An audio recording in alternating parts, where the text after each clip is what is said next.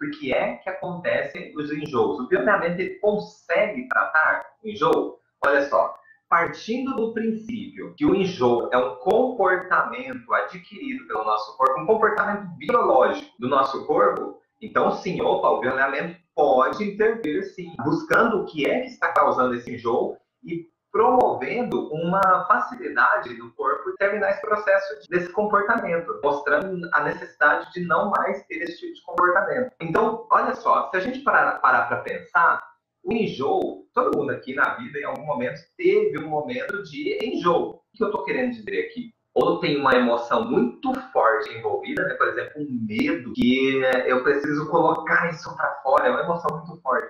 Ou talvez uma questão física, química, puramente química, né? O alimento que você comeu estava estragado realmente.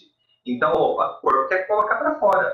Essa questão de eliminação, né? O enjoo, então, vem para eliminar algo que a minha biologia considera como inútil, que pode até atrapalhar alguma coisa no meu organismo. Então, ela quer colocar para fora, o meu organismo quer colocar para fora a qualquer custo. Ou seja, se ele passar da região do estômago e vai para o intestino, essa condição, né? A gente está falando aqui de alimento estragado, provavelmente você vai ter uma diarreia por conta desse alimento estragado. Se ele chega, é aquela coisa, né? Bateu no estômago e voltou, não deu nem tempo de começar a fazer a digestão, o organismo sentiu já como algo que não vai dar certo. Ele não pode absorver aquilo lá porque tem alguma coisa que não está batendo bem. O organismo consegue fazer essa identificação. Ele vai imediatamente querer jogar para fora. E isso vem como um enjoo para você colocar para fora a qualquer custo aquilo que o organismo detecta como não sendo bom para ele. Então, isso é uma reação biológica. Agora, o que é que acontece com as pessoas que têm enjoos diretos ou em situações específicas? Deixa eu contar um caso aqui da minha irmã, que sempre que andava de ônibus sentia enjoo. Todas as pessoas sentem enjoo quando andam de ônibus? Não. Porque é que sempre que andava de ônibus sentia enjoo. Opa, peraí. Então tem alguma coisa por trás. Não é só o balançar do ônibus. Sabe por quê que não é só isso? Porque se fosse o balançar, não podia, por exemplo, ir para uma fazenda. Não podia ir para um sítio onde é estrada de terra. Então, mesmo dentro de um carro que aparentemente é mais confortável, chacoalha do mesmo jeito, ou até mais. Peraí, nesses momentos ela não sentia enjoo, mas andar de ônibus no asfalto, opa, dava enjoo. Peraí, tem alguma coisa a mais aí, não faz sentido. Não é pelo balançar, então, não é por estar fechado. O que acontece? Quando ela foi bioalinhada, a gente foi indo lá atrás. O que é que aconteceu antes do início dos sintomas, né? Então, as perguntas básicas. Qual é a sua queixa? Aí eu fico enjoado toda vez que eu ando de ônibus. E desde quando isso ocorre? Então ela contou que desde muito pequenininha. Desde quando era criancinha que ela se lembra assim, de andar de ônibus e já passar mal. E aí a gente conversando. E aí tem uma situação que ela contou que uma vez, que minha mãe sempre contava, que uma vez ela era muito pequenininha ainda, e naquela época tinha uma coisa assim, hoje eu não sei se isso, como que é isso, mas tinha alguma regrinha assim, que quando eu tinha criança, que até 7 anos de idade não pagava. E a minha irmã já tinha feito 8 anos de idade. Ela tinha feito aniversário naqueles dias. E ela queria muito falar, nossa, eu já tenho 8 anos. Então era um orgulho para ela dizer, eu já tenho 8 anos. E a minha mãe foi passar com ela, e ela era bem magrinha, não parecia que tinha 8 anos ainda mesmo. Então na hora de passar, ela queria pagar a passagem. A minha irmã queria pagar a passagem, que era para falar assim, eu já ando de ônibus pagando. Só que minha mãe não viu a necessidade naquele momento disso tudo e falou, não, filha, não precisa falar que você tem 8 anos. A gente vai e pronto. Você fez 8 anos agora, essa semana. E ela, não, mas eu quero falar, não, mas aí vai ter que pagar uma passagem inteira para você. Não, eu quero falar, não vai falar. E aí ficou aquela coisa, ou seja, ela foi contida, teve uma contrariedade indigesta ali, né? A minha irmã não engoliu aquilo. Então é como se aquilo ficasse parado aqui, ficasse entalado. Ela queria falar, mas não podia. Não podia, porque minha mãe não deixou. O que acontece? Por conta disso, a minha irmã teve aquela contrariedade, aquele choque. Ela queria manifestar isso, né? Que tinha 8 anos, eu já pago passagem. A partir daí, toda vez que então ela andava de ônibus, era aquele pequeno trilho, né? Ou fazia o corpo lembrar daquele cenário, e aí depois disso, com 9, 10, 15, 20, 30 anos, toda vez que ela andava de ônibus, o corpo dela lembrava daquele cenário. Não exatamente do fato específico, não de forma consciente, mas lembrava o cenário de andar de ônibus, que uma vez, quando muito pequenininha, ela passou uma contrariedade muito grande quando andou de ônibus. Então, olha só, o problema não é exatamente o ônibus, o problema é o que veio com o andar do ônibus. Então, o corpo, ele prepara uma situação, ou seja, você não precisa engolir isso, já começa a querer colocar para fora aquela situação. Mesmo agora ela crescida, mesmo pagando passagem e mesmo fazendo do jeito que ela quiser, e mesmo viajando sozinha, não importa. Mas o corpo ficou com aquele registro de que o cenário do ônibus é um desgosto. Andar de ônibus, a partir daquele dia, é como se tivesse tornado um desgosto, porque eu não posso fazer o que eu quero. Então, tenho que cumprir a ordem, né? Alguma coisa assim, ficou contrariada. Agora, o interessante foi que, a partir disso aí, ela teve muitas reações positivas. Então, nem todas as vezes que andava mais de ônibus, ela continuou tendo enjoos. Em alguns momentos ela ainda teve. Mas nem todos os momentos ela teve já esse enjoo. E aí a vida dela melhorou um monte por causa disso, né? É isso que acontece. Quando você consegue identificar a causa primária, e aí você consegue enxergar aquilo que deu origem a esse enjoo. Então, a principal dica é, se você apresenta um enjoo do nada, um enjoo matinal ou um enjoo toda vez que come algo específico, é importante que você observe o que é que aconteceu antes do início desses enjoos. Você já comia dessa comida? Quando você certifica de que não foi a comida, peraí, o que é que aconteceu?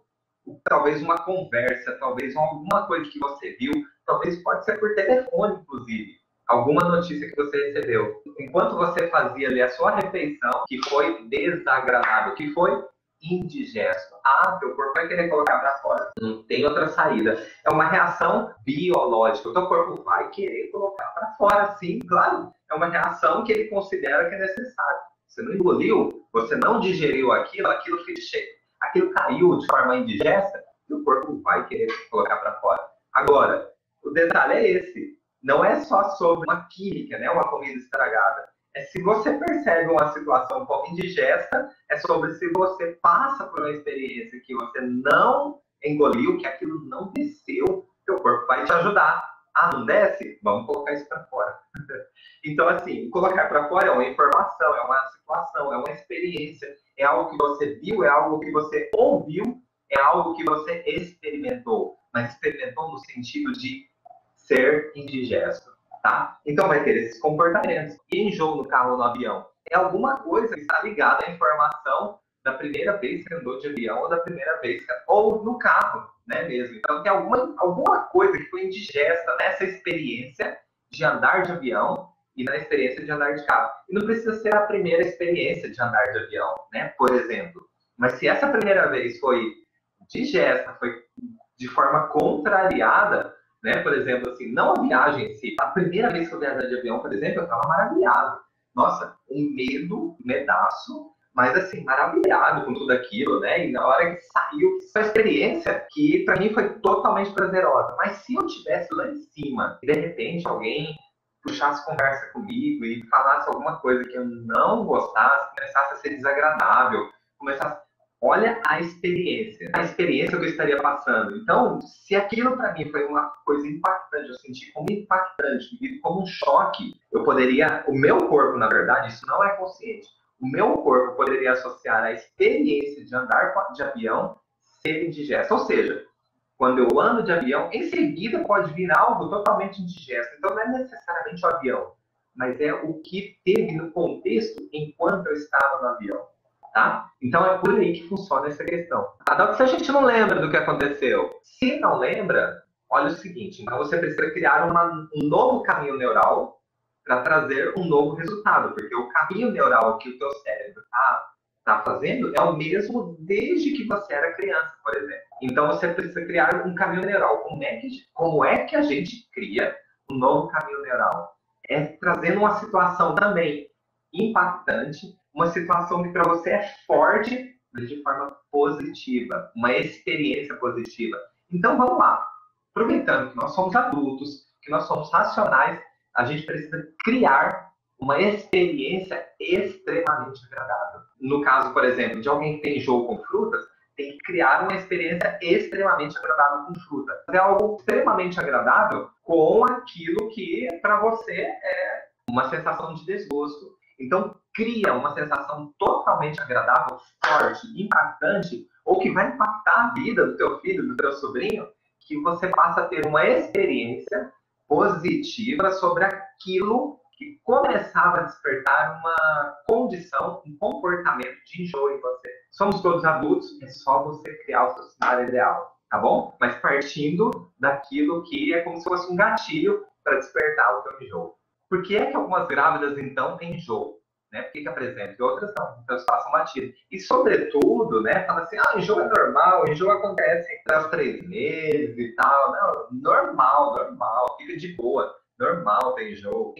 Assim, é comum, mas normal, será? Na visão do bioalinhamento, o que acontece? O bioalinhamento começa a explicar por que é que algumas pessoas têm enjoo e outras não. Então, na visão do bioalinhamento, o enjoo é um comportamento biológico a partir de uma situação que você sentiu de forma chocante por conta de algo que você não digeriu, por algo que o seu corpo entende que precisa a qualquer custo ser colocado para fora. Aquilo não me serve, aquilo não me caiu bem. Que situação é essa? Aí a gente fala assim, Dalton, mas grávida, ela está na plenitude, ela queria ficar... Eu conheço uma moça que queria ficar grávida e ela está enjoando, mas ela sempre quis essa gravidez, é a realização da vida dela. Beleza, concordo. Só que isso não é o motivo dela ter enjoo. É isso que eu quero que vocês percebam. Então, o que é que na vida dessa gestante está acontecendo que para ela pode ser considerada um desgosto? Então, peraí, vamos olhar mais de perto, né? A gente talvez olha muito global, vamos olhar mais um micro. O que é que pode estar acontecendo? Olha, pode ser que uma situação única, quando ela contou da gravidez, estava de repente para alguns membros da família, e alguém pega e fala assim, que bom, vamos supor assim, a mãe dela ou a sogra fala assim, se for menino, olha, vai colocar o nome do seu avô, hein? Será que ela queria? Ela fala assim, tá, depois a gente vê, então, depois a gente escolhe. A gente nem sabe se é menino ou menina e vai tentando dar aquela disfarçada, mas aquilo chocante. Ela não esperava por isso. Ela tá naquele momento dela e de repente ela nem pensou no nome, nem nada, nem conversou com o marido. E de repente aquilo soa para ela talvez como uma bomba. Aí de repente ela fala assim, eu adoro meu sogro. O nome dele é bonito, mas não era esse nome que eu estava planejando para o meu filho. Quando eu pensei lá atrás, antes de ficar grávida. E aí fica naquela coisa, eu não sei como é que eu falo, porque talvez foi feito de forma tão incisiva e por isso foi percebido como um choque. Entende? Então não é o fato de estar grávida, mas uma contrariedade de gesto, como que eu falo agora. Mas o choque já foi instalado. O choque emocional causa uma instalação de um registro aqui no cérebro muito forte. Então, o nosso cérebro, ele grava as coisas a partir de duas maneiras. Ou isso tem que ser muito forte, vivido como um choque, ou você tem que repetir todos os dias. Esse repetir todos os dias é o que faz a gente, por exemplo, aprender a andar de carro, aprender a dirigir carro. É o que faz a gente aprender a andar, né? Andar quando pequenos, que a gente vai repetindo, até que vai criando devagarzinho novas conexões, até que aprende andar em duas pernas. Ou você faz isso, ou um fato impactante, muito forte, muito intenso, faz você aprender a ter sinapses muito rápidas, sinapses muito fortalecidas, né? Então tem uma informação muito forte ali. Então aquilo ali já fica registrado. É como se fosse vital. É um aprendizado biológico, né? De uma forma rápida. É uma via rápida de aprendizado. Precisa analisar nessa grávida o que é que ela pode estar sentindo como um desgosto. Talvez o desgosto, ela sempre quis estar grávida, mas esse momento agora que ela está vivendo é o melhor momento profissional. Entre aspas, do nada, claro que é do nada, né? Aconteceu alguma coisa. Ela fica grávida, mas ela não tinha planejado, não, esse momento não. Então quando ela descobre que está grávida, talvez o susto, mas eu quero meu filho, mas é aquela coisa de segundos de contradição, segundos.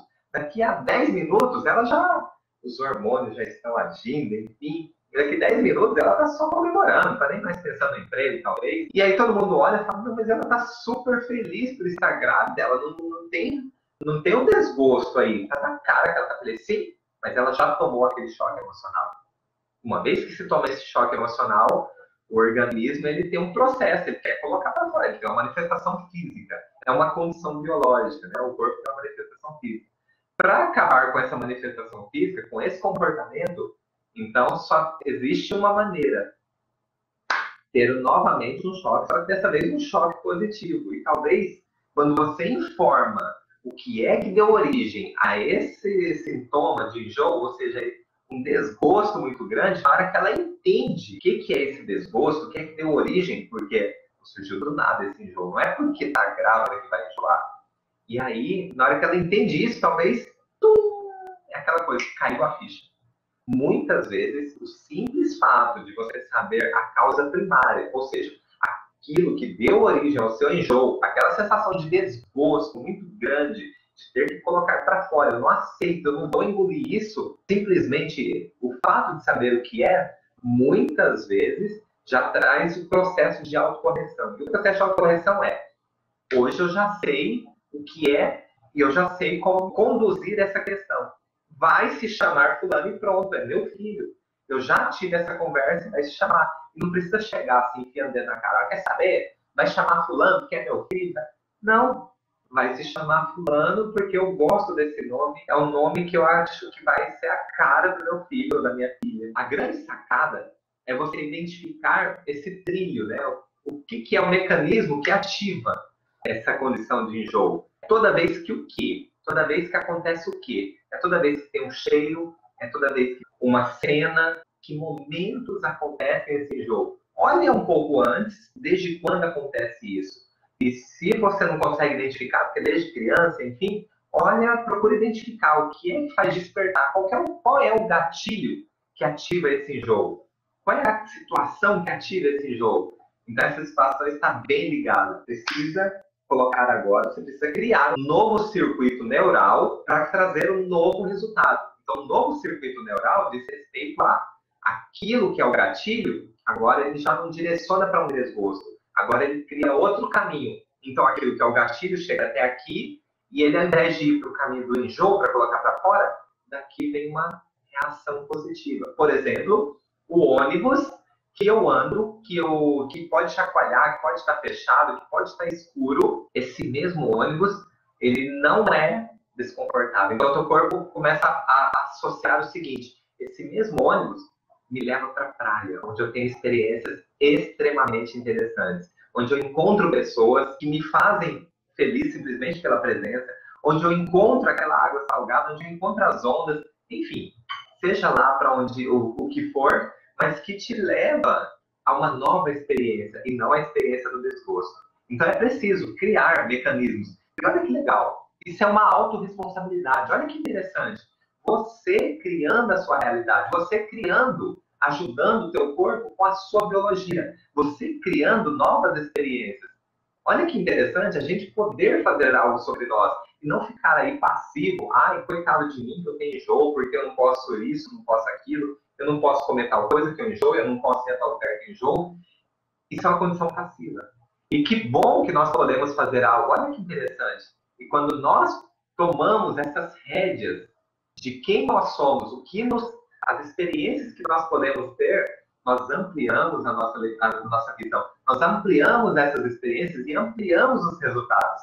E o resultado, você começa a direcionar. Essa é a sacada. Você começar a direcionar os resultados da sua vida. Os resultados biológicos da sua vida. E é por isso que nós temos o controle da nossa biologia. É por isso que nós podemos ter esse tipo de controle. Mas é preciso observar o que é que causa esse enjoo. Ir lá na causa. E não pensar que você é uma vítima, você, ai, coitado de mim, que tem enjoo a toda hora.